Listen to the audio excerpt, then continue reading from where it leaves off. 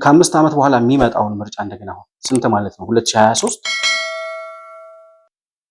2023 ዓመተ ምህረት የሚመጣውን ምርጫ ያኔም ሲመጣ በእርግጠኝነት እድሜ ሰጥቷቸው ከቆዩ የሽግግር መንግስት እያሉ የሚኖሩ ሰው ከሄድክ ወንድሜ እግዚአብሔር አይማረኝ አልምርም አትሂድ ብያለሁ። ከሄድክ ግን እዛው ጦር ቀጠና ውስጥ እንደገባ ሰው ነው ማይህ በዛ ውስጥ ብትሞት ዋጋ የለብህም። ይሄንን ማየው እኔ እንደ ህልውና ትግሌ አንድ አካል ነው ተብሏል። አረ ይሄንን ካሉትማ የህልውና ታጋዮች እቤት ይልቅ አንድ ጊዜ ህዝብን የራስህ መገልገያ የራስህ መሳሪያ አድርገህ ስትቆጥር በቃ ማንንም ነኪ የለኝም ነቅናቂ የለኝም ምናምን ብለህ ስትፋስብ elections going to be held in Eritrea and we will wait for about 3-4 decades until we see genuine natural situations emerge in Eritrea. ይሄ ቡድን አሸባሪ እንዲባል ምን ያድርግ ከዚህ በላይ? ቦኮ ሐራም ምን አደረገ? እና አልቃይዳ ምን ፈጠሩ? አልሸባብ ምን አደረገ? ከዚህ በተጨማሪ ጥቃት አሳልፎ የሚሰጥ ማንኛውም አካል ላይ እርምጃ የምንወስድ መሆኑን በመላው ሰራዊታችን ትዕዛዝ የተላለፈ ስለመሆኑ እናሳውቃለን። ከጨዋታ ውጭ እንደሚሆን ያውቁታል። ህዝቡ መሪውን ይመርጣል። መሪውን ከመረጠ በኋላ ሊገልህ መጣ ሊከብህ መጣ የምትለው አካል አይኖርም ማለት ነው።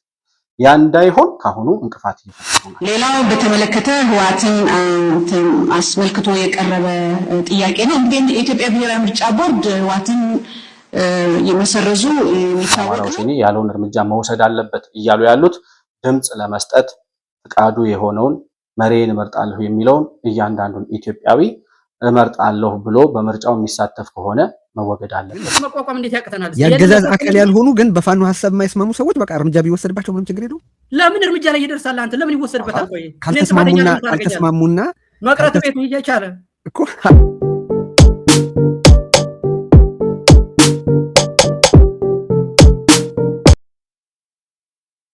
ሰላም ለእናንተ ይሁን። የተከበራችሁ የመሆን መልቲሚዲያ ቤተሰቦች እንደምን አላችሁ? ብሩክ የሾርቅ አሰፋ ነኝ ከመሆን መልቲሚዲያ የዛሬውን ዕለታዊ ፕሮግራማችንን ይዘን ቀርበናል። በዛሬ ፕሮግራማችን በዘንድሮ ዓመት ማለትም በ2018 መጋቢት 24 ዓመተ ምህረት የሚካሄደውን 7ኛው ዙር ሀገራዊ ምርጫ አስመልክቶ እኛ በምንለው ደግሞ በመሆን መልቲሚዲያ አጠራር ሁለተኛው ሀገራዊ ምርጫ የሚከናወንበት ዓመተ ምህረት እንደሆነ ይታወቃል። ከዚሁ ከምርጫ ሂደት ጋር ተያይዞ እንግዲህ ከሰሞኑ እየሰማናቸው ያሉ መረጃዎች አሉ። በዳያስፖራ ወገን ባሉ ተቃዋሚዎች ወይም ጽንፈኞች ጎራና በሀገር ውስጥ በትጥቅ ትግል እየተንቀሳቀሰ ያለው የአሸባሪ ቡድን የአማራው ሸኔ የሚባለው ቡድን ከሰሞኑ ያወጣው መግለጫ አለ። ከዳያስፖራዎቹ ጽንፈኝነት ጋር አያይዘን የምንመለከት ነው የሚሆነው። በአጠቃላይ የዛሬ ውይይታችን የሚሆነው ምርጫ ምንድን ነው? በምርጫ የሚጠቀመው አካልስ ማን ነው? በምርጫው የሚሳተፉ አካላት እንዲሁም ደግሞ ምርጫውን የሚያከናውነውን መንግስት ጨምሮ በምን አይነት ሁኔታ ይከናወናል? በዘንድሮ ዓመት ለማደናቀፍ የሚሞክሩ አካላትስ ምን አይነት ተጽዕኖ ሊያሳድሩበት ይችላሉ? ከህዝቡና ከማህበረሰቡ ከእያንዳንዳችን ምን ይጠበቃል የሚለውን ጉዳይ ቀድሜ ባነሳኋቸው ሀሳቦች ጋር እያያያዝን የምንመለከትበት ፕሮግራም ይኖረናል። ባነሳነው ሀሳብ ላይ በዘንድሮ ዓመት በ2018 ምርጫ ላይ እንዲሁም ደግሞ ተቃዋሚዎቹና ጽንፈኞቹ እያነሱ ባሉት ምርጫ አይደረግም አያስፈልግም በሚለው ሀሳብ ላይ ያላችሁን ሀሳብና አስተያየት በኮመንት መስጫው ላይ ልታሳውቁኝ ልትጽፉልኝ እንደምትችሉ ላስታውሳችሁ እወዳለሁ። መሆን መልቲሚዲያን ላይክ፣ ሰብስክራይብ እና ሼር ማድረጋችሁን ሳትረሱ እንዲሁም በሱፐር ቻት እና በሱፐር ስቲከርም ድጋፍ ልታደርጉልን እንደምትችሉ እያስታወስኩኝ ከፕሮግራማችን ጋር አብራችሁ እንድትቆዩ በአክብሮት እጋብዛለሁ።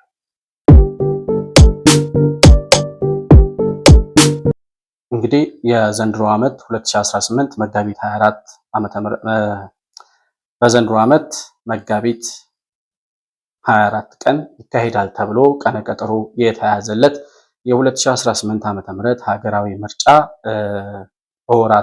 በጥቂት ወራት የሚቆጠሩ ምናልባትም ከ3 ወር ያልበለጠ ጊዜያቶች ናቸው የቀሩት። በዚህ የምርጫ ሂደት ውስጥ እንግዲህ ከሰሞኑ በተለያዩ ሚዲያዎች የምንከታተላቸው የምርጫ ክርክሮች፣ አማራጭ የፖለቲካ ፓርቲ ሀሳቦች አብዛኞቻችሁ እየተከታተላችሁት ነው ብዬ አስባለሁ። መድረኩን የሚመሩት ጋዜጠኞችም በተለይ ጋዜጠኛ ዳዊት ለምርጫ ክርክሮቹ ነፍስ የዘራባቸው ጋዜጠኛ መሆኑን ሳንመሰክር ማለፍ አንፈልግም። እንግዲህ የምርጫ ክርክሩ በዚህ ሁኔታ እየተከናወነ ነው። ምርጫ ቦርድ ስራውን በአግባቡ እያከናወነ ነው። የምርጫ ሂደቱ በተሳካ ሁኔታ እንዲከናወን መንግስትና ምርጫ ቦርድ እንዲሁም ደግሞ ፖለቲካ ፓርቲዎች የሚጠበቅባቸውን ኃላፊነት ይወጣሉ ተብሎ ይታሰባል። እንግዲህ ይህ ሀገራዊ ምርጫ እኛ በታሪካችን ከምናውቃቸው ምርጫዎች ውስጥ እኔ በማውቀው በእኔ ዕድሜ 97 ዓመተ ምህረት ኢህአዴግ ደንግጦ በክላሽ ያደናቀፈው ሀገራዊ ምርጫ ተከናውኗል። ከዛ ሲቀጥል ሁለተኛው ምርጫ የተከናወነው በ2013 ዓመተ ምህረት አብቹ ወይም ዶክተር አብይ የተመረጠበት የምርጫ ሂደት ነበር። መግቢያዬ ላይ ቅድም ሁለተኛው ዙር ምርጫ ነው ያልኩት። በእኔ አጠራር እኛ በምንጠራው በምናምነው ሶስተኛው ዙር ሀገራዊ ምርጫ ነው። ይሄ ምርጫ እንግዲህ በታሪካችን ከምናውቃቸው ህዝብ መሪውን የሚመርጥበት ትክክለኛ፣ ፍትሃዊ፣ ዲሞክራሲያዊ፣ ነፃና ገለልተኛ የሆነ ምርጫ ይካሄዳል። በዘንድሮ ዓመት ሶስተኛው ዙር በምርጫ ቦርድና በመንግስት አጠራር ደግሞ ሰባተኛው ዙር ሀገራዊ ምርጫ ይከናወናል። ይህን ምርጫ ለማደናቀፍ የተለያዩ አካላት በተለያዩ በዘር ፖለቲካ፣ በብሔር ፖለቲካ፣ በሃይማኖት ግጭት ምናምን ሞክረው ሁሌ የሚሉትን እነሱ የሽግግር መንግስት የሚሉትን ነገር ማሳካት ያቃታቸው የለውጡን መንግስት ማደናቀፍና ከለውጥ ጎዳናው ማስቀረት የተሳናቸው የተሸነፉ የከሸፉ ፖለቲከኞች ዛሬ ደግሞ ሌላ አጀንዳ ይዘው ብቅ ብለዋል። ምርጫ እንዳይካሄድ በተለያየ ወገን ያሉ የተቃዋሚ ፓርቲ ማለት ይከብዳል። የተቃዋሚ ፓርቲ የሚባለው በስነ ስርዓት በምርጫ ቦርድ ተመዝግቦ በህጋዊ እና ሰላማዊ መንገድ ፖለቲካን አስኬዳለሁ፣ አማራጭ ሀሳቤን አቀርባለሁ፣ ከመንግስት ጋር እታገላለሁ፣ ለህዝብ ሀሳቤን ይሸጣለሁ ብሎ የሚከራከር ፓርቲ ነው።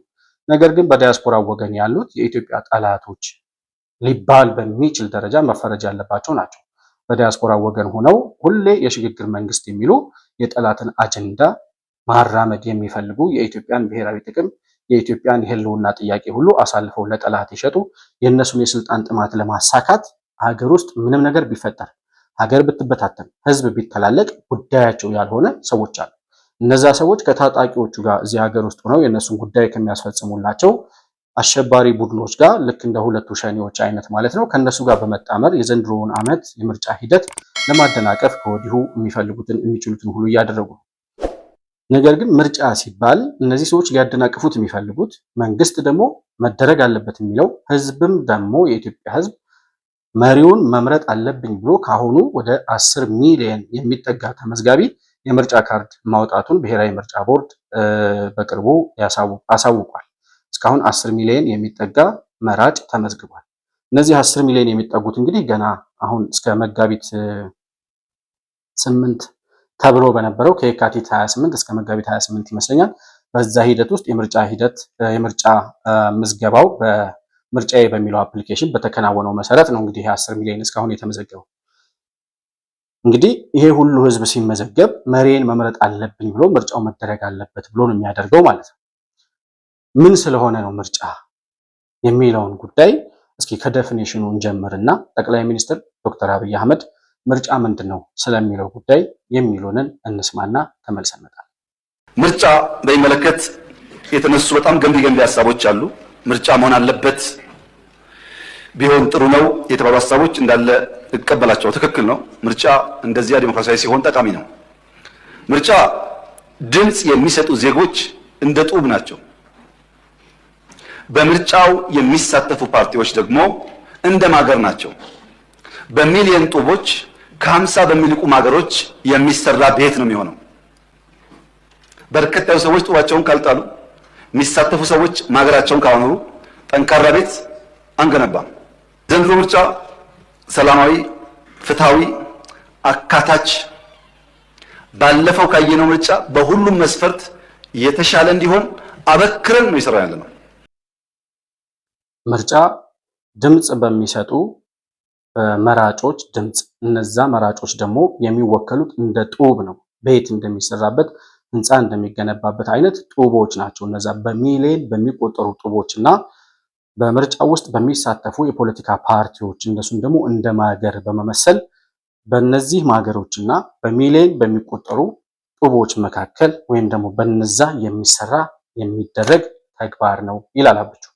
እንግዲህ በሚሊየን ጡቦች ማለት መላው ኢትዮጵያዊ ድምፅ ለመስጠት ለአቅመ አዳምና ለአቅመ ሔዋን የደረሰ ለፖለቲካዊ የፖለቲካዊ መብቱን ኤክስፔሪየንስ ማድረግ የሚፈልግ መንግስትን የሚመራውን መሪ መምረጥ የሚፈልግ ለመምረጥ እድሜው የደረሰ ማንኛውም ኢትዮጵያዊ የሚጠቀምበት ወይም ደግሞ የዛ ሁሉ ድምፅ ተሰብስቦ እንደ ጡብ ይቆጠራል። ከዛ ፖለቲካ ፓርቲዎች ደግሞ ተፎካካሪና ገዢው ፓርቲ የሚፎካከሩበት አውድ እንደ ማገር ይታያል።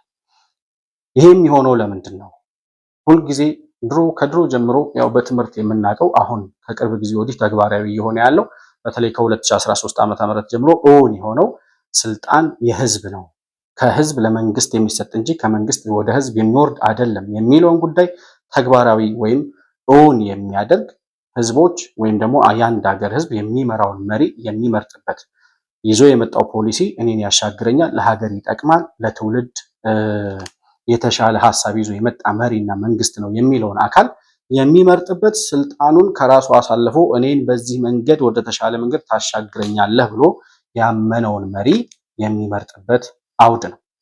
እንግዲህ ይህንን አውድ ነው በሰለጠነው በ21ኛው ክፍለ ዘመን ዲሞክራሲን ለማደናቀፍ የህዝብን የመምረጥ የመመረጥ መብት ለማደናቀፍ ህዝብ በመረጠው መሪ እንዳይመራ እነሱ በሚፈልጉት የሽብር የወንጀል የሽግግር መንግስት በሚሉት ሁልጊዜ የመዋጮ መንግስት ኢትዮጵያ እንድትመራ የሚፈልጉ ከ60ዎቹ ዘመን ጀምሮ ስልጣን ጠምቷቸው እስካሁን ድረስ ጥማቸውን ማርካት ያልቻሉት በዲያስፖራ ወገን ያሉት እንዲሁም ደግሞ ሀገር ውስጥ ሆነው የትጥቅ ትግል አንስተው ሀገር እያመሱና እያተራመሱ ያሉት የሽብርተኛ ቡድኖች እንዲሁም ደግሞ የኢትዮጵያ ታሪካዊ ጠላቶች ህወሓት፣ ሻዕቢያ፣ ግብፅን ጨምራቸው እነዚህ ሁሉ አካላት የዚህን የ130 ሚሊዮን ህዝብ እድሜው ለምርጫ የደረሰው ቢያንስ 90-100 ሚሊዮን ይሆናል። ከዚህ የዚህን ሁሉ ድምፅ መብት በማደናቀፍ ምርጫው እንዳይካሄድ የሚችሉትን ሁሉ እያደረጉ ነው። በቅርቡ የአማራው ሸኔ የሚባለው አሸባሪ ቡድን ሳያፍርና ሳይጠረጥር በዚህ ዘመን በምርጫ የሚሳተፍ ማንኛውንም አካል ላይ እርምጃ እንወስዳለን ሲል መግለጫ አውጥቷል። መምህራንና የመንግስት ሰራተኞች ከህብረተሰቡ ጋር በቅርበት የምትገኙ እንደመሆኑ መጠን በአሁኑ ወቅት በአማራ ህዝብ ላይ እየተደረገ ያለውን ደም አፋሳሽ ጦርነት ከናንተ በላይ የሚያውቅ የለም። በመሆኑም ይህንን ያገዛዙን ድርጊት ባለመቀበል ለህዝባችሁ ያላችሁን ወገንተኝነት በተግባር እንድታሳዩ አደራ እንላለን። በመጨረሻም ይህንን ጥሪያችንን ተላልፎ ከጠላት ጋር በመሰለፍ ህዝባችንን ለተጨማሪ ጥቃት አሳልፎ የሚሰጥ ማንኛውም አካል ላይ እርምጃ የምንወስድ መሆኑን በመላው ሰራዊታችን ትዕዛዝ የተላለፈ ስለመሆኑ እናሳውቃለን። የአማራ ፋኖ ብሔራዊ ንቅናቄ። እነዚህ ሰዎች የሚሉት የፖለቲካ ፓርቲዎችን ብቻ አይደለም፣ ወይም የብልጽግና ተወካዮችን ብቻ አይደለም። እነሱ እንደሚሉት ብልጽግና ጠላት ስለሚሉ እነሱ ማለት ነው።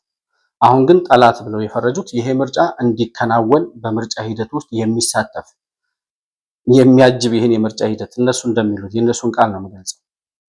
የሚያጅብ ምርጫው እንዲከናወን በፖለቲካ ፓርቲነት የሚሳተፍ የሃይማኖት አባቶች፣ የሲቪክ ማህበራት፣ የተለያዩ ተቋማት ይሄን ምርጫ ተግባራዊ ለማድረግ የሚንቀሳቀሱ አካላት ላይ በሙሉ እርምጃ እንወስዳለን። እነሱ ብቻ ሳይሆኑ ድምፅ ለመስጠት ፈቃደኛ የሆነው ድምፅ ለመስጠት የምርጫ ካርድ አውጥቶ ለመምረጥ የሚሄደውን እያንዳንዱን ኢትዮጵያዊ በጅምላ እንፈጃለን ሲሉ ነው መግለጫ ያወጡት። እና ይሄ ቡድን ዓላማው ምን እንደሆነ ግልጽ እየሆነ የመጣ ይመስለኛል። አሁን ለምንድን ነው ይሄን ጉዳይ የሚያወሩት ካላችሁ፣ እነዚህ ሰዎች ምርጫ ከተካሄደ አሁን የነፍጥ እንቅስቃሴ የጀመሩት የአማራ ህዝብ ተከቧል፣ ያኛውም የኦሮሚያው ሸኔ ደግሞ የኦሮሞውን ህዝብ ከዚህ አገዛዝ ነፃ እናወጣለን በሚሉት መስመር ነው የነፍጥ እንቅስቃሴ እያደረጉ ያሉት። በእርግጥ ሁለቱም ከተመሰረቱበት ጀምሮ የትጥቅ እንቅስቃሴ ከጀመሩበት ጊዜ ጀምሮ አንድም ድል ተጎናጽፈው የማያውቁ አሁን ደግሞ በህዝብ እየተጠሉ ከህዝብ እየተገነጠሉ ህዝብ እየሸሻቸው ተወናብዶ ከጎናቸው ተሰልፎ የነበረው ሁሉ እየራቃቸው ብቻቸውን እየቀሩ ያሉ ሰዎች ናቸው። ነገር ግን አንድም ሰው ቢሆን መሳሪያ ይዞ የህዝብን መብት ለማደናቀፍ እስከተንቀሳቀሰ ድረስ የሚያደርሰው አደጋ ከባድ ሊሆን ይችላል። በተለይም ደግሞ ድምፅ ለመስጠት ፈቃደኛ የሆነውን ድምጽ መስጠት አለብኝ፣ መሪን መምረጥ አለብኝ፣ መንግስትን መምረጥ አለብኝ የሚለውን ኢትዮጵያዊ ሁሉ በየገጠሩ በየገበሬ ቀበሌ ማህበሩ ያለውን ኢትዮጵያዊ ሁሉ ነው እነዚህ ሰዎች እናጠፋለን እያሉ ያሉት። ያደርጉታል አያደርጉትም፣ ምን ያክል ተግባራዊ ይሆናል ሌላ ጉዳይ ነው። ነገር ግን እነዚህ ሰዎች በኢትዮጵያውያን የዲሞክራሲ መብት፣ የመምረጥ የመመረጥ መብት፣ የነጻነት መብት ነጻ እናወጣለን የሚሉትን የአማራ ህዝብ ጨምሮ መላውን ኢትዮጵያዊ ነጻነቱን ገፈው መሪውን እንዳይመርጥ ዲሞክራሲያዊ መብቱን ኤክስፒሪየንስ እንዳያደርግ እየከለከሉ ጭራሽ እንፈጃለን ሲሉ የፍጅት መግለጫ ሳያፍሩ አውጥተዋል። ፍራቻቸው መንግስት ይመረጣል፣ እሱ ከተመረጠ አሁን ያወናበዱትን ማህበረሰብ ተከባሃል፣ ጠላት መጥቶብሃል፣ የአማራ ጄኖሳይድ የኦሮሞን ህዝብ የሚያጠፋ ምናምን የሚሉትን አካል መንግስትን እንዳይመረጥ ለማድረግ ምርጫው ከተካሄደ ይሄ ህዝብ እያንዳንዱ ማህበረሰብ ዛሬ ሸኔ ማለት የኦሮሚያው ሸኔ ምንድነው፣ ኦነግ ሸኔ ማለት ነው፣ የአማራው ሸኔ ምንድነው የሚለውን ጉዳይ ህዝብ ለይቶ ያወቀበት ሰዓት ላይ ስለሆነ የሚሰራለትንና የሚያሸብረውን የለየ ህዝብ ስለሆነ ያለው ምርጫው ከተካሄደ ከጨዋታ ውጭ እንደሚሆን ያውቁታል። ህዝቡ መሪውን ይመርጣል። መሪውን ከመረጠ በኋላ ሊገልህ መጣ ሊከብህ መጣ የምትለው አካል አይኖርም ማለት ነው። ያ እንዳይሆን ካሁኑ እንቅፋት እየፈጠሩ ናቸው። ይሄ ደግሞ በማን የተደገፈ ነው? ውጭ ሀገር ባሉት የተሸናፊ ፖለቲከኞች የተደገፈ በስነ ስርዓት በኢትዮጵያ ታሪካዊ ጠላቶች በጀት የሚመደብላቸው ከሻዕቢያና ከግብጽ ማለት ነው ኢትዮጵያዊ ሆነው የኢትዮጵያን ብሔራዊ ጥቅም የኢትዮጵያን የህልውና ጥያቄ አሳልፈው ለጠላት ይሸጡ ሰዎች በጋራ ተሰባስበው የሽግግር መንግስት ከአብይ በኋላ ስለሚመጣው የሽግግር መንግስት በቅዠት ቁጭ ብለው የሚወያዩት እድሜያቸው 60ዎቹና 70ዎቹን የተሻገረ ነገር ግን አስተሳሰባቸው እዛው በ1960 ዓመተ ምህረት ላይ ተቸንክረው የቀሩት ለአንደኛው ክፍለ ዘመን የማይመጥኑ ለስሙ የተማሩ ዶክተሮች፣ ፕሮፌሰሮች፣ ኢንጂነሮች ነገር ግን ከአንድ ገበሬ ቀበሬ ማህበር ካለው ገበሬ ኢትዮጵያዊ ገበሬ የተሻለ አመለካከት፣ ዕውቀት ስለ ነጻነት፣ ስለ ዲሞክራሲ ኖሃው የሌላቸው ስልጣንና ስልጣን ብቻ ያሰከራቸው ሰዎች የሚደግፉት አመለካከት ነው እና ይሄንን የፍጅት ዓላማ ደግፎ የቆመው አካል አንዱ ማን ነው? ኢንጂነር ይልቃል የሚባል በድንቁርና ይሁን ኢንጂነርነቱን ያገኘው ባለማወቅ ይሁን በምን እንደሆነ ሳይታወቅ ይሄንን የአማራው ሸኔ ያወጣውን የፍጅት አዋጅ ትክክል ነው ሲል ድጋፉን ሰጥቷል እና እንዳትመርጥ ተብሏል። ሊመርጥ እሄዳለሁ ካለ አስፈላጊው እርምጃ ቢወሰድበት ትክክል ነው ይላል ሰውየው። ከሄድክ ወንድሜ እግዚአብሔር አይማረኝ አልምርም አትሂድ ብያለሁ። ከሄድክ ግን እዛው ጦር ቀጠና ውስጥ እንደገባ ሰው ነው ማይህ በዛ ውስጥ ብትሞት ዋጋ የለብህም። ይሄንን ማየው እኔ እንደ ህልውና ትግሌ አንድ አካል ነው ተብሏል። አረ ይሄንን ካሉትማ የህልውና ታጋዮች እቤት የልቀመጥ ምንም ቁም ነገር በማላገኝበት ተብሎ ነው መመለስ ያለበት። ወደዛ ይሄዳሉ፣ እንደዚህ ያደርጋሉ ምና ሲ ዘ ማግኒቲዩድ ካልሄድክ ወንድሜ ነህ በቅድመ ሁኔታ እኮ ነው። ከሄድክ ግን ምንም ነገር የምታጣው ሳይኖር ምንም ለሀገር የምታበረክተው ነገር ሳይሆን የህልውና ትግሌ አንድ አካል አድርጌ ያለው ሲባል ያገዛዝ አካል ያልሆኑ ግን ችግር መቋቋም እንዴት ያቅተናል? ያገዛዝ አካል ያልሆኑ ግን በፋኖ ሐሳብ የማይስማሙ ሰዎች በቃ እርምጃ ቢወሰድባቸው ምንም ችግር የለውም። ለምን እርምጃ ላይ ይደርሳል? አንተ ለምን ይወሰድበታል? ቆይ ካልተስማሙና መቅረት ቤቱ ይቻለ እኮ አልተስማማም እንበል በምርጫ የደረሰ ነው ያ እንግዲህ ያንን ሲያደርግ ይኸውልህ ይሄ ባይናሪ ቾይስ ነው፣ ፉል ቾይስ ነው የሰጠኸው። አለመሳተፍና መሳተፍ ከተሳተፍክ ይሄን ትከፍላለህ፣ ካልተሳተፍክ በሌሎች ይሄ መግለጫ ይተረጎማል። ታውቃለህ በሁሉም ቋንቋ ልክ ይሄ መግለጫ እንደወጣ በየኤምባሲው ይተረጎማል። ሶ ይሄንን በምታደርጉ ተቃዋሚ ፓርቲዎች ላይ እርምጃ ወስዳለሁ የሚልን ነጥብ እንዴት አድርገህ ለዓለም አቀፉ ህብረተሰብ መሸጥ ትችላለህ ነው የምልህ። ይሄንን ተላልፎ የሚያደርግ ሰው ውስጥ በጦርነት ቀጠና ውስጥ እንዳለ ስለምንቆጥረው እርምጃ እንወስዳለን አለ። ስለዚህ እናንተ የጦር ቀጠና ውስጥ ብትገኙም ምርጫ ሲደረግ የሰብአዊ መብት አክብሩ የሚል የዓለም አቀፍ ሰው አንድ ሰው እንደማይመጣ እርግጠኛ አለ። በነገራችን ላይ ለምን መሰለ እርምጃ የምትወስድባቸው ሰዎች የታጠቁ ሰዎች አይደሉም። አንድ ሁለተኛ ደግሞ እነዚህ ተቃዋሚዎች እኮ የብልጽግና ብቻቸውን ይመጣሉ። የብልጽግና ሰዎች ጋር እኮ ነው የሚሄዱት እኮ በዓለም አቀፉ ህብረተሰብ አይናቸውና እነዚህ ፓርቲዎች እኮ ኦልሞስት ነን ኤግዚስተንስ በሆነ የፖለቲካ ምህዳር ውስጥ የሚችሉትን ለማድረግ የወሰኑ በምርጫ ፖለቲካ የሚያምኑ ታጋዮች ወይ ተቃዋሚ ፓርቲዎች ሲቪል የሆኑ ተቃዋሚ ፓርቲዎች ተደርገው ነው የሚታዩት። ማለት እንደዛ እኮ ነው የሚታዩት። በኢትዮጵያ ያሉት ኤምባሲዎች በእርግጠኝነት መገመት እችላለሁ ከተቃዋሚ ፓርቲዎች ጋር ልክ ከዚህ በፊት በቅንጅትም ጊዜ በ2002 ምርጫ ከዛ ፊትም በነበሩት ላይ እንደሚደረገው ኢንጌጅ ያደርጓቸዋል። ኤምባሲዎች ምንድነው ያለባችሁ ችግር፣ ምን እናርግላችሁ፣ እንዴት አይነት እንቅስቃሴዎችን ይሏቸዋል።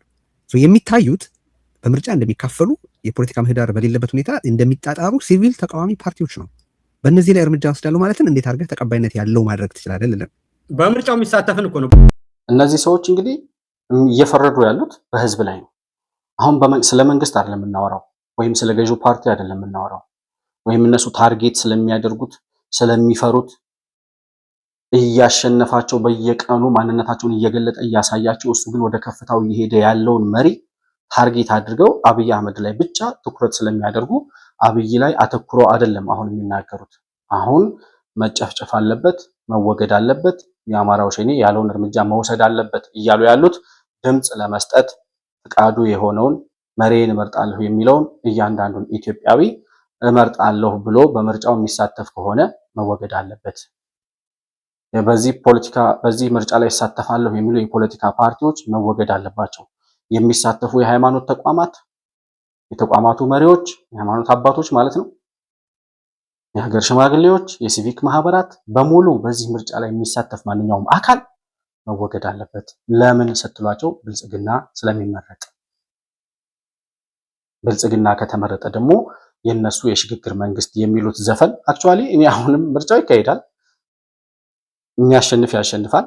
ያው እኔ አብቹ እንዳያሸንፍ ፈልጋለሁ፣ ያሸንፋል፣ ምንም ጥያቄ የለውም። በእኔ እምነት አብቹ ያሸንፋል። ሌላም ፓርቲ ይወዳደራል፣ ድምጽ ካገኘ ያሸንፋል፣ ምርጫው ይካሄዳል ማለት ነው።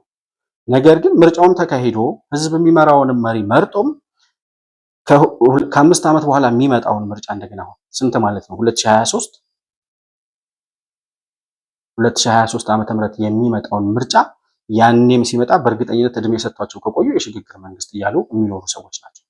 ነገር ግን አሁን ቀልድ ሳይሆን በመንግስት ላይ በአብቹ ላይ በብልጽግና ላይ የመጣ ጉዳይ ሳይሆን በእያንዳንዳችን የዲሞክራሲና የነጻነት መብት ላይ የመጣ የባርነት አገዛዝ በላያችን ላይ ለማንገስ የጎበዝ አለቆችን በየቀበሌ ገበሬ ማህበሩ አስቀምጦ የተበታተነች የተበጣጠሰች ሀገር ለመፍጠር ኢሳያስ አፈወርቂና ግብጾች ከህወሓት ጋር ሆነው የሚጋልቧቸው ፈረሶች እንደ አማራው ሸኔ አይነቶቹ ይህንን የህዝብ መብት ለመግፈፍ ቆርጠው የተነሱበት ጊዜ ላይ ያለ ነው።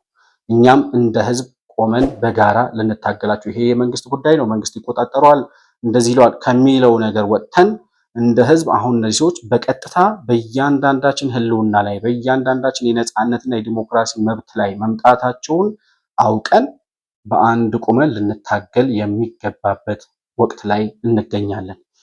በዚህ ደረጃ በድፍረት እየተናገሩ ያሉ ሰዎች ስለሆኑ ማለት ነው። እነዚህን ሰዎች እንግዲህ ከጀርባ ሆነው የሚነዷቸው እና የሚጋልቧቸው ውጭ ሀገር ያሉትን ዳያስፖራዎች አሁን የሰማችሁትን ሰውዬ ጨምሮ የሚጋልቧቸው ውጭ ሀገር ያሉትን ሰዎች አጀንዳ እየሰጡ የኢትዮጵያን ጥቅም ለማሳጣት የህዝቡን ሰላም በማናጋት የፈረሰች የተዳከመች ሀገር ለመፍጠር ቆርጠው የተነሱት ኢሳያስ አፈወርቂና ሻዕቢያ የሚባለው ፓርቲና ህወሓት ከግብጽ ጋር በመሆን ነው። ሌሎችም ታሪካዊ ጠላቶች የምትሏቸውን አካላት መጨመር ትችላላችሁ። በሙሉ ተቀናጅተው ከነዚህ ሰዎች ጋር ነው የሚሰሩት። እና ህወሓት ማን ነው? በመጀመሪያ ህወሓት ለምንድን ነው ከነዚህ ሰዎች ጋር የሚሰራው ካላችሁ፣ ህወሓት ምርጫ አይወድም። ህወሓት ምርጫ የሚባል ነገር ከመጣ ከምድረ ገጽ እንደሚጠፋ ያውቀዋል። 27 ዓመት በኢትዮጵያ ዙፋን ላይ ሲቀመጥ ከ97 ዓመተ ምህረት በስተቀር አንድም ጊዜ ምርጫ አካሂዶ አያውቅም። ዝም ብሎ ይሄ የነሱ የጨረቃ ምርጫ ሊያደርጉ ይችላሉ። ማንም እንደነ ልደቱ አይነት ተፎካካሪ ባለበት ተወዳደርን ብለው ልክ 2002 ላይ ኢህአዴግ 99% ታሸነፈ ብለው 100% ፓርላማውን በኢህአዴግ አባላት እንደሞሉት እንደዛ አይነት ምርጫ ይደረግ ነበር ዝም ብሎ ለፎርማሊቲ። ከዛ በተረፈ እኛ የምናውቀው 97 ዓመተ ምህረት ፍትሃዊ ነፃ ገለልተኛ ምርጫ እናደርጋለን ብሎ መለስ ዜናዊ ጀምሮ መጨረሻ ላይ መሸነፉን ሲያቅ ደንግጦ በክላሽ ያደናቀፈው ምርጫ ነው የምናውቀው። ስለዚህ የህወሓት ቡድን በአጠቃላይ ስለ ምርጫ የሚያውቀው ነገር የለም። ምርጫ ከመጣ ባይ ዲፎልት እንደሚጠፋ ያውቀዋል። አሁን ከለውጡ በኋላ ራሱ 2013 ዓመተ ምህረት የተነሳው ጦርነት ህወሓት ያስነሳው ጦርነት የተነሳው በምርጫ ምክንያት ነው። ከምርጫ ቦርድ እና ከኢትዮጵያ መንግስት ጋር በነበረው ግንኙነት ያኔ ጦርነት አውጆ ወደ ጦርነት ከቶን በነበረበት ሰዓት አሸባሪ ተብሎ ተፈርጆ የነበረ ቡድን ነው። በፕሪቶሪያው ስምምነት መሰረት ወደ ሰላም ከመጣ በኋላ ይሄም በሽብርተኝነት ተፈርጆ የነበረው ቡድን በፕሪቶሪያው ስምምነት ላይ ወደ ህጋዊ ሰውነቱ መመለስ አለበት የሚል ስምምነት መንግስት ስለፈረመ ከምርጫ ቦርድ ጋር እልህ አስጨራሽ እሰጥ አገባ ውስጥ ገብቶ መንግስት አብቹና ወይዘሪት ብርቱካን ሚደቅሳ የነበራቸውን ክርክር እናስታውሳለን። ወይዘሪት ብርቱካን አንድ ጊዜ አሸባሪ ተብሎ የተፈረጀን ፓርቲ ህጋዊ የማደርግበት የህግ ማዕቀፍ የለም ብላ ከመንግስት ጋር ተከራክራ በዚህ ምክንያት ምርጫ ቦርድ እንደለቀቀች እናስታውሳለን። የህዝባዊ ወያነ ሓርነት ትግራይ ህወሓት የህግ ሰውነት ጉዳይን በተመለከተ ከኢትዮጵያ ብሔራዊ ምርጫ ቦርድ የተሰጠ መግለጫ አለ። ህዝባዊ ወያነ ሓርነት ትግራይ ህወሓት ሐምሌ 19 ቀን 2016 ዓ.ም በቁጥር 3944 ህዝባር ማኮ 1 ህዝባር 644 በተጻፈ ደብዳቤ የፓርቲው ህጋዊ ሰውነት ወደ ነበረበት እንዲመለስ ጥያቄ አቅርበዋል። ቦርዱም የቀረበለትን ጥያቄ የኢትዮጵያ የምርጫ የፖለቲካ ፓርቲዎች ምዝገባና የምርጫ ስነ ምግባር አዋጅ ቁጥር 1162 ህዝባር 2011 እና ይህንኑ አዋጅ ካሻሻለው አዋጅ ቁጥር 1332 ህዝባር 2016 አንጻር መርምሮ የሚከተለውን ውሳኔ ሰጥቷል። አንደኛ ፓርቲው ያቀረበውን የህጋዊ ሰውነት ወደ ነበረበት የመመለስ ጥያቄን በተመለከተ ይኸው ጥያቄ ከዚህ ቀደም ሚያዝያ 13 ቀን 2015 ዓ.ም እና ሚያዝያ 28 ቀን 2015 ዓ.ም ለቦርዱ ቀርቦ ቦርዱም ጥያቄውን መርምሮ በአዋጅ ቁጥር 1162 ህዝባር 2011 መሰረት የቀድሞውን የፓርቲውን ህልውና መመለስ የሚያስችል የህግ ድንጋጌ የለም በማለት ግንቦት 4 ቀን 2015 ዓ.ም ወስኗል። ውሳኔውንም በወቅቱ አሳውቋል። በሌላ በኩል አዋጅ ቁጥር 1162 ህዝባር 2011 ያሻሻለው አዋጅ ቁጥር 1332 ህዝባር 2016 በአምስት ተግባር ተሰማርቶ ለተሰረዘ ፓርቲ የቀድሞውን ህልውና መልሶ የሚሰጥ የህግ ድንጋጌ ያዘ በመሆኑ ቦርዱ በድጋሚ የቀረበለትን ህጋዊ ሰውነት ወደ ነበረበት እንዲመለስ የሚለውን ጥያቄ አልተቀበለውም። ሁለተኛ በአዋጅ ቁጥር 1162 ህዝባር 2011 ማሻሻያ አዋጅ ቁጥር 1332 ህዝባር 2016 አንቀጽ 2 አንድ ላይ አንድ የፖለቲካ ቡድን ኃይልን መሰረት ያደረገ የአመፅ ተግባር ላይ የተሳተፈ እንደሆነና ይህንን ተግባር ማቆምንና ህገ መንግስታዊ ዲሞክራሲያዊ ስርዓትን አክብሮ ለመንቀሳቀስ መስማማቱን በሚመለከተው የመንግስት አካል ከተረጋገጠ በልዩ ሁኔታና እንደ ፖለቲካ ፓርቲ ሊመዘገብ እንደሚችል ተደንግጓል። በዚሁ መሰረት የፍትህ ሚኒስቴር በማሻሻያ አዋጅ ቁጥር 1332 ህዝባር 2016 አንቀጽ 2 ቁጥር 1 መሰረት ሰኔ 17 ቀን 2016 በቁጥር 1 ህዝባር 1345 ለኢትዮጵያ ብሔራዊ ምርጫ ቦርድ በጻፈው ደብዳቤ ህወሓት ኃይልን መሰረት ያደረገ የአመፅ ተግባሩን በማቆም ህገ መንግስታዊ ዲሞክራሲያዊ ስርዓትን አክብሮ ለመንቀሳቀስ የተስማማ መሆኑን በመጥቀስ በኢትዮጵያ የምርጫ የፖለቲካ ፓርቲዎች ምዝገባና የምርጫ ስነ ምግባር ማሻሻያ አዋጅ ቁጥር 1332 ህዝባር 2016 አንቀጽ 2 ቁጥር 1 መሰረት በልዩ ሁኔታ እንደ ፖለቲካ ፓርቲ እንዲመዘገብ ማረጋገጫ ለቦርዱ ሰጥቷል። በተጨማሪም ህወሓት ካቀረበው ማመልከቻ ጋር በተሻሻለው አዋጅ ቁጥር 1332 ህዝባር 2016 አንቀጽ 2 ላይ የተዘረዘሩት የፖለቲካ ፓርቲ ፕሮግራም፣ መተዳደሪያ ደንብ፣ የፓርቲ ኃላፊዎች ስምና ፊርማ የያዘ ሰነድ አቅርበዋል። በመሆኑም የፍትህ ሚኒስቴር የሰጠውን ማረጋገጫና ህወሓት ያቀረባቸውን ከላይ የተገለጹትን ሰነዶች መሰረት በማድረግ ህወሓት በልዩ ሁኔታ እንደ ፖለቲካ ፓርቲ እንዲመዘገብ ቦርዱ ወስኗል። የሚሰጠውም የህጋዊ ሰውነት ማረጋገጫ በአዋጅ ቁጥር 1332 ህዝባር 2016 ላይ በተደነገገው መሰረት በልዩ ሁኔታ የሚል ቃል ያለበት ሆኖ እንዲዘጋጅ ቦርዱ ወስኗል። ሶስተኛ ቦርዱም በአዋጅ ቁጥር 1332 ህዝባር 2016 አንቀጽ 3 መሰረት ይህ በልዩ ሁኔታ የመመዝገብ ውሳኔን የያዘው ደብዳቤ ለፓርቲው ከደረሰው ቀን ጀምሮ ባሉት 6 ወራቶች ውስጥ ፓርቲው የቦርዱን ታዛቢዎች በተገኙበት ጠቅላላ ጉባኤ እንዲያደርግ፣ በዚህ ጉባኤ መተዳደሪያ ደንቡን እንዲያጸድቅ፣ አመራሮቹን እንዲያስመርጥም ቦርዱ ወስኗል። የቅድመ ጉባኤ ዝግጅት የተመለከቱ ስራዎችን ቦርዱ መከታተል እንዲችል ፓርቲው ጠቅላላ ጉባኤ ከማድረጉ 21 ቀናት በፊት የጠቅላላ ጉባኤ የሚያደርግበትን ቀን ለቦርዱ ማሳወቅ አለበት። አራተኛ ጠቅላላ ጉባኤው በቦርዱ ከጸደቀ በኋላ ባሉት የ1 ዓመት ከ6 ወራት ውስጥ ፓርቲው ሰላማዊ እንቅስቃሴ እያደረገ ስለመሆኑ እንዲሁም ስላለመሆኑ በአዋጅ ቁጥር 1332 ህዝባር 2016 አንቀጽ 3 መሰረት ክትትል የሚያደርግ መሆኑን ቦርዱ ወስኗል። አምስተኛ በመጨረሻም ቦርዱ የሰጠውን ውሳኔ የሚገልጽ 2 ገጽ በቀን ነሐሴ 3 ቀን 2016 ዓ.ም በቁጥር 1162 ህዝባር 111580 የተጻፈ ደብዳቤና በልዩ ሁኔታ እንደ ፖለቲካ ፓርቲ ስለመመዝገቡ የተሰጠው የህጋዊ ሰውነት ማረጋገጫ ሰርቲፊኬት ለህወሓት እንዲደርሰው ተደርጓል። የኢትዮጵያ ብሔራዊ ምርጫ ቦርድ አዲስ አበባ ነሐሴ 3 ቀን 2016 ዓ.ም።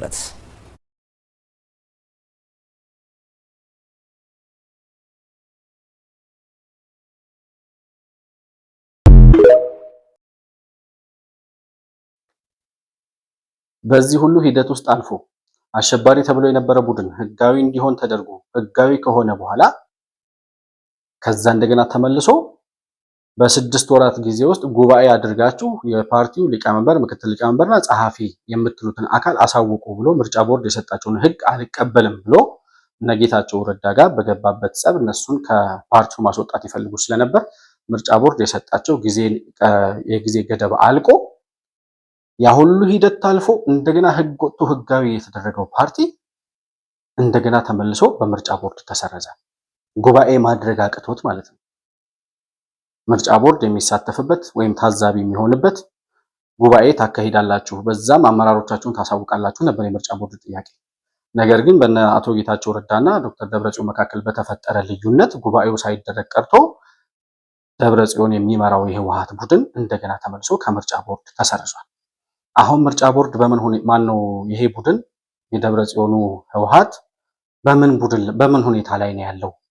ከምርጫ ቦርድ ጋር ንግግር እያደረጉ ነው፣ እንደገና ተመልሶ ህጋዊ ሊሆን ይችላል ምናምን የሚባል ነገር አንዳንዴ ሲናፈስ እንሰማለን። ግን የምርጫ ቦርድ ሰብሳቢ የሆኑት ወይዘሮ ሜላት ከሰሞኑ የሰጡት አንድ ንግግር ነበረ ይሄንኑ ጉዳይ አስመልክቶ።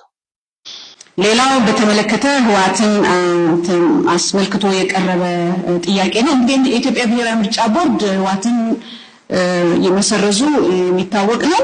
ስለዚህ ከዚህ ውጪኛ ምንም ግንኙነት የለንም። የፕሪቶሪያ ስምምነትን በተመለከተ ለሚነሳው የፖለቲካ ጉዳይ ከሆነ በፖለቲከኞች የሚፈታ ነው። ይሄንን ምርጫ ቦርድ የሚመለከተው ጉዳይ አይደለም። ከዚህም የተነሳ እየተደረገ ያለው ውይይት የለም። በእኛ በኩል ምርጫ ቦርድን በተመለከተ በየትኛው አቅጣጫ እየተደረገ ያለው ውይይት የለም። ስለዚህ አሁን ከህወሓት ጋር ምርጫ ቦርድ እየተነጋገረ አይደለም። ምክንያቱም ምርጫ ቦርድ በህጉ መሰረት ሽብርተኛ ተብሎ የነበረውን ቡድን ህጋዊ ላደርግ የምችልበት የህግ ማዕቀፍ የለም ነበር ወይዘሪት ብርቱካን ስትከራከርበት የነበረው። ከዛ በኋላ መንግስት አዲስ ህግ አጸድቆ ከሽብርተኝነት አውጥቶ እንደገና ህጋዊ ሰውነቱን የሰጠው አካል ተመልሶ የምርጫ ቦርድን አሰራርና ህግ ጥሶ በምርጫ ቦርድ ተሰርዟል። ስለዚህ ምርጫ ቦርድ በህጉ መሰረት ነው የሚሰራው። አሁን ቀጣዩ ሊሆን የሚችለው ጉዳይ የምርጫ ቦርድ ጉዳይ ሳይሆን የመንግስት ጉዳይ ነው። የፖለቲካ ውሳኔ ከሆነ በፖለቲካ ውሳኔ መሰረት እንደገና ወደ ህጋዊነቱ ይመለስ የሚባል ነገር ከመጣ በዛ መሰረት እንሄዳለን። ከዛ በተረፈ እኛ ጋር ንግግር የለም። እነዚህ ሰዎች አሁን ከህጋዊነትም ተሰርዘው በትግራይ ክልል ውስጥ ምን እያደረጉ ነው ያሉት? ምርጫ እንዳይደረግ አሁን የምርጫ ቦርድ የጠየቀው ጥያቄ ነበር። በየአካባቢያችሁ ምርጫ ሊያስደርግ የሚችል ሰላማዊ ሁኔታ አለ የለም የሚለውን ጉዳይ አረንጓዴ፣ ቢጫ፣ ቀይ በሚል ምልክት እንድታመጡ የሚል መረጃ ለሁሉም ፓርቲዎች እና ለመንግስት አካላት በትኗል። እዛ በተበተነው ወረቀት መሰረት እንግዲህ በትግራይ ክልል ሰላማዊ ሁኔታ አለ ምርጫ ለማድረግ የሚያስችል ካለ አረንጓዴ ምልክት፣ ካልሆነም ደግሞ አማካይ ከሆነ በተወሰነ ደረጃ አስቻይ ሁኔታ የለም፣ በተወሰነ ደረጃ ደግሞ የሆኑ ነገሮች ከተስተካከሉ ሊሆን የሚችልበት ሂደት አለ የሚል ከሆነ ደግሞ ቢጫ፣ አይ ምርጫ ሊካሄድ የሚችልበት ሁኔታ የለም ካሉ ደግሞ ቀይ ካርድ እንዲሰጡ ነው የተሰጣቸው።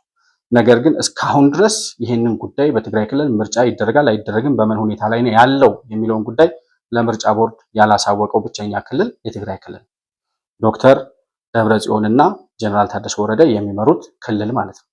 እነዚህ ሰዎች ለምንድን ነው ይሄን የሚያደርጉት? ምርጫ እንዲካሄድ አይፈልጉም። ምርጫ ተካሄደ ማለት ልክ የአማራው ሸኔ ፍጅት እንዳወጀው እነሱም ራሳቸው ምርጫ ከተደረገ እንደሚጠፉ ስለሚያውቁት በሚችሉት አቅም ሁሉ የምርጫውን ሂደት ማደናቀፍ ስራቸው። ምክንያቱም የትግራይ ህዝብ አሁን ከህወሓት ጋር ያለው ግንኙነት ይታወቃል። አሁን የትግራይ ህዝብ አማራጭ ፓርቲ አግኝቷል። 50 ዓመት ሙሉ በአንድ ፓርቲ አመለካከት በዛገና በበሰበሰ አስተሳሰብ የኖረውን የህወሓት ቡድን አደንዝዞት የኖረው ህዝብ አሁን አማራጭ ፓርቲ አግኝቶ እንደነ ስምረት አይነት እና ደግሞ ወለዶ የሚባል ከዚሁ ከነጌታቸው ረዳ ጋር አብሮ ከህወሓት ከተገነጠለው ቡድን ጋር አብረው የነበሩ ሰዎች ያቋቋሙት ደግሞ ሌላ ፓርቲ አለ። ትውልድ የሚል በአማርኛው፣ በትግርኛው ደግሞ ወለዶ የሚሉት ማለት ነው። እና እነዚህ ሁለት ፓርቲዎች በትግራይ ክልል የሚወዳደሩ ናቸው። እና እነ ዶክተር ደብረጽዮን አሁን እንደው ህጋዊነታቸው ተመልሶላቸው እንኳን በፖለቲካ ውሳኔ በምናምን ይወዳደሩ ቢባል አንድም ድምፅ እንደማያገኙ ያውቁታል። ስለዚህ ምርጫ እንዲደረግ አይፈልጉም። እነዚህ ሰዎች ናቸው ለአማራው ሸኔ አጀንዳ ሰጥተው ምርጫው እንዳይካሄድ በሚጋልቡት ፈረስ በኩል አጀንዳቸውን የሰጡት አንዱ ህወሓት ነው ለማለት ነው ሂደቱን ያነሳውላቸው። በሁለተኛ ደረጃ ይሄ ምርጫ እንዳይካሄድ የሚፈልገው አካል ማለት ነው ኢሳያስ አፈወርቂ የሚባለው ኢትዮጵያ የባህር በር እንዳታገኝ በግብጾች ተመልምሎ ኢትዮጵያን የባህር በር ባለቤትነት እንዲነፈግ ያደረገ የኤርትራን ህዝብ ከትግራይ እንዲገነጠል ያለ ፍላጎቱ ያደረገ ከዛ ሲቀጥል አሁንም ኢትዮጵያ የባህር በር እንዳታገኝ እንቅፋት ሆኖ ያስቸገረን ኢትዮጵያን ብቻ ሳይሆን መላው ምስራቅ አፍሪካን በአሸባሪና በሽብርተኝነት እንቅስቃሴ እየሞላ ያለ ያኔ ኤርትራ ስትገነጠል ከነበረችበት የኢትዮጵያ ክፍለ ሀገር ሆና ከነበረችበት ጊዜና ሁኔታ በባሰ አዘቅት የድህነት አረንቋ ውስጥ እየከተታት ያለው ይሄው የሽብር ቡድን አንጋሽ ኢሳያስ አፈወርቂ የሚባለው ሰው እሱ ነው የዚህ አጀንዳ ዋና ጉዳይ አስፈጻሚ።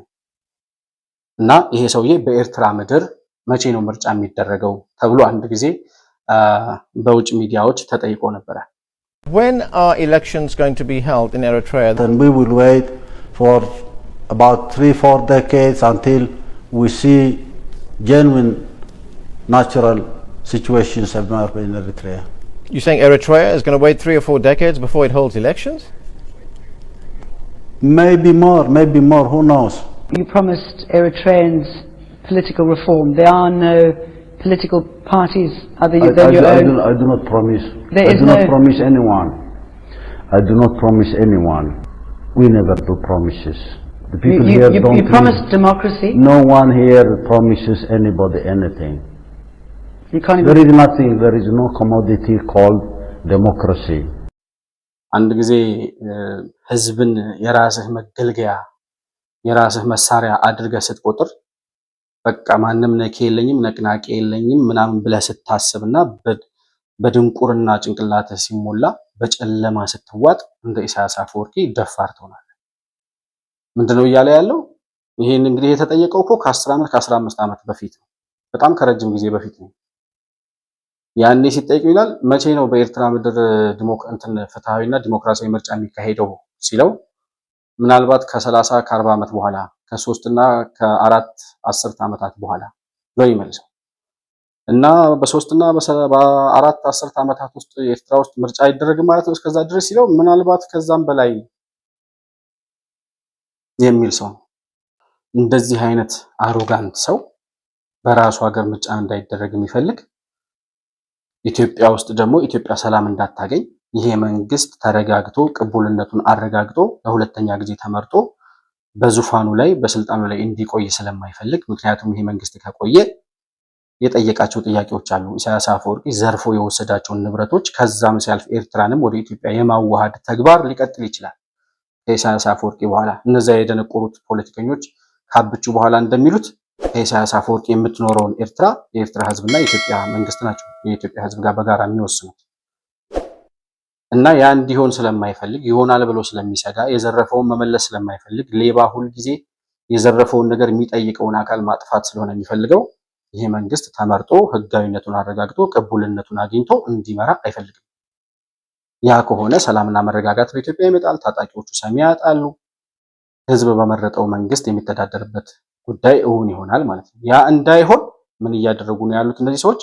በቀጥታ ከአሸባሪዎቹ ጋር በመተባበር የኢትዮጵያ ህዝብ መሪውን እንዳይመርጥ ዲሞክራሲያዊና ዲሞክራሲያዊ መብቱንና ነፃነቱን ተጠቅሞ መሪውን መርጦ የሀገር ሰላም እንዳይረጋገጥ የሚችሉትን ሁሉ እያደረጉ ያሉበት ሁኔታ ነው ያለው። እስከዛሬ ድረስ የምናውቀው በኢህአዴግ ዘመን ከዛም በፊት እንግዲህ ደርግ አምባገነን ነው። በጃንሆይ ዘመን ደግሞ ያው ንጉሳዊ አገዛዝ ነው፣ ምርጫ የለም። የደርግ መንግስትም ምርጫ የሚባል ነገር አንስቶ ተሰምቶ ማያውቅም፣ ይጠይቅም አልነበረም። ከዛ ሲቀጥል በኢህአዴግ ዘመን የምናውቀው የጨረቃ ምርጫ ምንም እዚህ ግባ የማይባል ለነሱ ፎርማሊቲ ያክል የሚያካሂዱት ምርጫ ነበር። ስለዚህ በዛን ጊዜ የነበሩ የፖለቲካ ፓርቲዎች የሚሉት ምንድን ነበር? ምርጫ ይደረግ፣ ፍትሃዊ፣ ግልጽ፣ ተአማኒ የሆነ ምርጫ መደረግ አለበት ነበር የፖለቲካ ፓርቲዎች ክርክር። ኢህአዴግ ደግሞ ፍትሃዊ፣ ግልጽና ተአማኒ የሆነ ምርጫ ማድረግ አይፈልግም ነበር። አሁን ጉዳዩ ተገልብጦ በኢህአዴግ ዘመን ምርጫ መደረግ አለበት እያሉ ይከራከሩ የነበሩ ሰዎች እነ ኢንጂነር ይልቃል እነ ልደቱ አያሌው ምናምን የምትሏቸው ሰዎች አክቹዋሊ ልደቱ አያሌው በዚህ ጉዳይ በትክክል ሲናገር አልሰማሁም፣ ግን ያው እሱም የሽግግር መንግስት ስለሚል እንደዛው ናቸው ብዬ መንግስት ምርጫ እንዲያደርግ ፍትሃዊ፣ ገለልተኛ፣ ነፃና ተአማኒ ምርጫ እንዲያደርግ ሲያስገድዱ የኖሩ በዛን ዘመን የነበሩ ፖለቲካ ፓርቲ ነን ባዮች አሁን ምርጫ መደረግ አለበት የሚል እንደሚመረጥ ኮንፊደንስ ያለው መስራቱን ያረጋገጠ የህዝብና የሀገርን ጥቅም እያከናወነ እየሰራ ያለ መሪ መሆኑንና መንግስት መሆኑን ያረጋገጠው ገዢው ፓርቲ ምርጫ መደረግ አለበት ብሎ ሲከራከር ተቃዋሚ ነን የሚሉት ሰዎች ምን እያሉ ነው? ምርጫ መደረግ የለበትም። ባይዘወይ ተቃዋሚ ስል ውጭ ሀገር ያሉትን አሸባሪዎች የአሸባሪ ደጋፊዎች ብቻ አይደለም። ሀገር ውስጥ ተቀምጠው የፖለቲካ ፓርቲ መስለው ከዛ በኋላ ምርጫው ሲደርስ ከነዚህ አሸባሪዎች ጋር በጋራ ሆነው ምርጫውን ቦይኮት ለማድረግ 1 ሳምንት ወይ 3 ቀን 4 ቀን ለምርጫው ሲቀር በቃ ከምርጫው ራሳችን አግልለናል ለማለት እየተንቀሳቀሱ ያሉ ሰዎች አሉ። እነሱ ያንን ስላሉ ምን ይመጣ ጉዳይ አለ? ሲደርስ የምናየው ነገር ነው። ያው ራሳቸውን ስለማያውቁ ምንም አታመጡም ብንላቸው ራሱ ካሁኑ ስለማይገባቸው ኢትዮጵያ ያለችበት ሁኔታና እነሱ ያሉበት ያስተሳሰብ ዝቅጠት ስለማይገናኝ የኢትዮጵያ ሕዝብ ንቃተ ህሊና አሁን ምን ደረጃ ላይ ያለ የሚለውን ጉዳይ መገምገም ስለማይችሉ እነሱን ያኔ በተግባር ቦይኮት ካደረጉ በኋላ የሚሆነውን ነገር ሲያዩት እንነጋገራለን። ነገር ግን ፓርቲ መስለው በምርጫ ቦርድ ተመዝግበው ህጋዊ የሆነ ሰላማዊ የሆነ በምርጫ ሂደት ውስጥ እንሳተፋለን ብለው የመጡት ፓርቲዎች ራሳቸው የዚህ የፍጅትና የሽብር እንቅስቃሴ አካል መሆናቸው በእርግጠኝነት እነሱ ራሳቸው እስከዛሬ ሲናገሩ ከሰማናቸው ነገሮች ማረጋገጥ እንችላለን። ስለዚህ ምርጫ መደረግ አለበት። ህዝብ ዲሞክራሲያዊ መብቱን ኤክስፒሪየንስ ማድረግ አለበት። እኔም ደግሞ በህዝብ ተመርጬ ቅቡልነቴን አረጋግጬ ነው የምቀጥለው የሚል መንግስት ባለበት ሀገር ላይ አማራጭ ሀሳብ ማቅረብ የማይችሉ ምርጫ ከተካሄደ መንግስት ይመረጣል፣ አብቹ ይመረጣል፣ ብልጽግና ይመረጣል ብለው የሚፈሩ ሰዎች ዛሬም በሽብርና በግርግር በመዋጮ መንግስት መሆን የሚፈልጉ ምናልባት ስብርባሪ ሽርፍራፊ ስልጣን እናገኛለን ብለው የሚመኙ ሰዎች የኢትዮጵያን ህዝብ የመብት ጥያቄ ለማደናቀፍ እየተንቀሳቀሱ ያሉበት ሰዓት ላይ ነው ያለነው። አሁን የአማራው ሸኔ ያወጀው አዋጅ ምን ያህል ተግባራዊ ሊያደርጉት ይችላሉ? ነገር ግን በዚህ ሁኔታ አንድም ሰው ሁለትም ሰው ቢሆን በምን ምክንያት ይጎዳል? የሰው ልጅ መሪን እመርጣለሁ፣ መንግስትን እመርጣለሁ፣ ዲሞክራሲያዊ መብቴ ነው ይሄ ያለ ኢትዮጵያዊ በእነዚህ ኢትዮጵያውያን ላይ እርምጃ ወስዳለሁ የሚል አካል በመንግስት ላይ ሳይሆን በህዝብ ላይ የተነሳ የህዝብ ጠላት መሆኑን መታወቅ አለበት። አሁን ለኢትዮጵያ ህዝብና ለመንግስት የምጠይቀው ጥያቄ አለኝ። ለኢትዮጵያ ህዝብ መልእክት ነው ያለኝ። ይሄ መልእክቴ እንደ አንድ ኢትዮጵያዊ ወጣት ሰላማዊ፣ ነፃ፣ ፍትሃዊ፣ ተአማኒ በሆነ ምርጫ የሚመረጥ መንግስት፣ በዛ ሂደት የሚሳተፉ ፓርቲዎች መኖር አለባቸው። የሰለጠነ ፖለቲካ፣ የሀሳብ ፖለቲካ መኖር፣ ማደግ፣ መበልጸግ አለበት ብዬ እንደምመኘው አመለካከት ይህንን የምርጫ ሂደት ለማደናቀፍ በምርጫ የሚሳተፉ አካላት ላይ በሙሉ እርምጃ እንወስዳለን ብለው የመጡት የነ ኢሳያስ አፈወርቂ የህወሓት እና የግብፅ ተላላኪዎች የመንግስትን ጉዳይ ሳይሆን የኛን የእያንዳንዳችንን የመኖር ያለመኖር ጥያቄ አደጋ ውስጥ ለመጣል እየተንቀሳቀሱ ናቸው። የመኖር ያለመኖር ማለት ምርጫ ለመምረጥ አሁን እነዚህ አሸባሪዎች በሚንቀሳቀሱበት አካባቢ ያለ ማህበረሰብ በምን አይነት ሁኔታ ሄዶ ድምፁን ሊሰጥ ይችላል? እንዳይሰጥና መሪውን እንዳይመርጥ ደግሞ እየከለከሉት ያሉት እነዚህ አሸባሪዎች ናቸው። እነዚህ አሸባሪዎች ደግሞ በሬውን እያረዱ እርሻውን እያቃጠሉ ምርቱን እያቃጠሉ መዋጮ አምጣ እያሉ በየጊዜው ሲያሰቃዩት የሚኖሩት ማለት ነው። እነዚህ በየገጠሩ ያሉ ገበሬዎች ላይ ኢትዮጵያውያን አርሶ አደሮች ላይ የሚፈጠረው አደጋ በሙሉ እያንዳንዳችን ላይ የተቃጣ የነጻነትና የዲሞክራሲ መብታችንን ለመግፈፍ የመጣ አደጋ መሆኑን ተገንዝበን በጋራ እንደ ህዝብ ልንታገለው የሚገባው ጉዳይ መሆኑን ለመላው ኢትዮጵያውያን መልእክት ማስተላለፍ እፈልጋለሁ። ለኢትዮጵያ መንግስት ያለኝ ጥያቄ ይሄ ቡድን አሸባሪ እንዲባል ምን ያድርግ? ከዚህ በላይ ቦኮ ሐራም ምን አደረገ? እና አልቃይዳ ምን ፈጠሩ? አልሸባብ ምን አደረገ? ከዚህ በላይ እኔ የኦሮሚያው ሸኔ በዚህ ደረጃ ምርጫ እንዳይካሄድ ብሎ መግለጫ ሲያወጣ ምርጫ ላይ በሚሳተፉ አካላት ላይ እርምጃ ወስዳለሁ ሲል ሰምቼ አላውቅም። በመግለጫ ደረጃ ቢያንስ የመንግስት አካላትን በተለያየ ጊዜ ይገድላል፣ የወረዳ የዞን ምናምን ኃላፊዎች።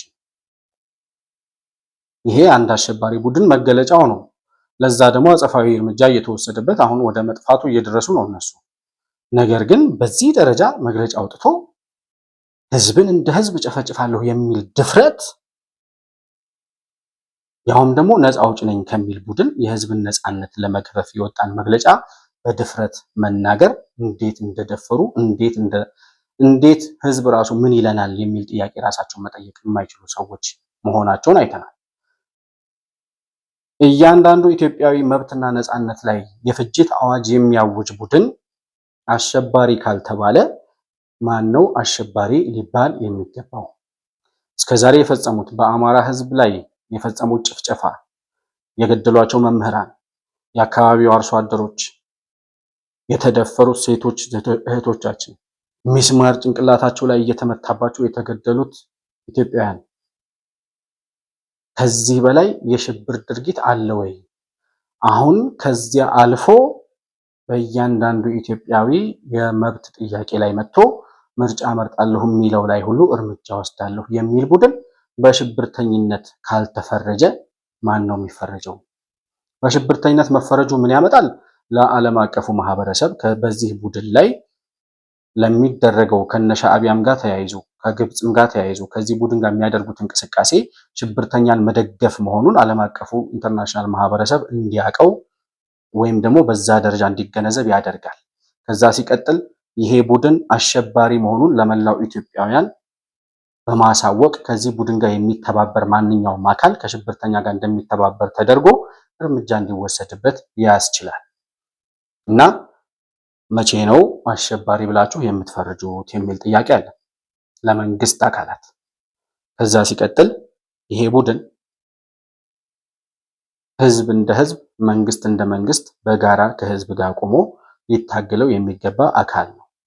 አሁንም በአማራ ክልል በኩል የተለያዩ የሽብር እንቅስቃሴዎችን እያደረጉ እንደሆነ እየሰማን ነው። መከላከያ ሰራዊት ጋር ያው መከላከያ ሰራዊት ወደ ሰሜን ሂዷል ሲባል የሌለ ስለሚመስላቸው በተለያዩ የአማራ ክልል የገጠር ከተሞችና የገጠር ቀበሌዎች ላይ እየገቡ ፎቶ እየተነሱ ሲወጡ እያየን እና ለአንዴና ለመጨረሻ ጊዜ ከህዝብ ጋር ተባብሮ የአካባቢውን ማህበረሰብ በሚሊሻነት በማስታጠቅም በማደራጀትም ህዝቡን በጋራ በማንቀሳቀስ ይሄን ቡድን ለአንዴና ለመጨረሻ ጊዜ ማጥፋት የሚቻልበትን ሁኔታ መቀየስ ያስፈልጋል። ለዚህ ደግሞ ሁሉም ኢትዮጵያዊ ሊተባበር ይገባል የሚል የመጨረሻ መልእክት ማስተላለፍ እፈልጋለሁ።